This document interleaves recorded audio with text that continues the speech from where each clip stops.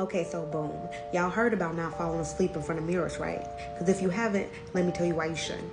It was this girl named Lena, and of course she had a mirror in front of her bed and she fell asleep in front of it. And when she fell asleep, she unfortunately started having sleep paralysis.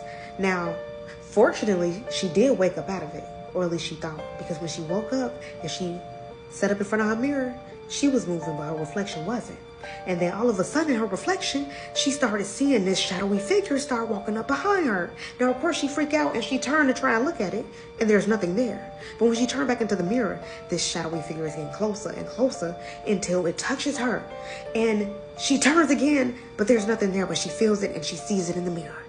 And once it touches her, her reflection finally does move, and the only movement it does is this creepy smile. So at that point, she freaked out. So of course, she did the only thing she could do. She started praying. And as she started praying, this shadowy figure started making this gurgling, growling sound. And she started praying harder because she realized at that point that it must be making this thing mad. So it must be working. And all of a sudden, her father gets burst into the room.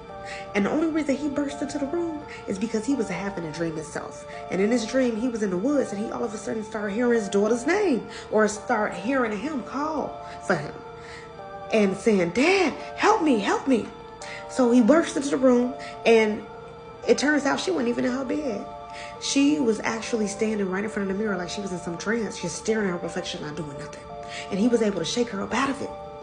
And he brought her to his bedroom with the mama and woke her up, and they started praying. But child, she ain't never sleep in front of that mirror again. And that's why you shouldn't either, because you never know what portal you may open or what may happen.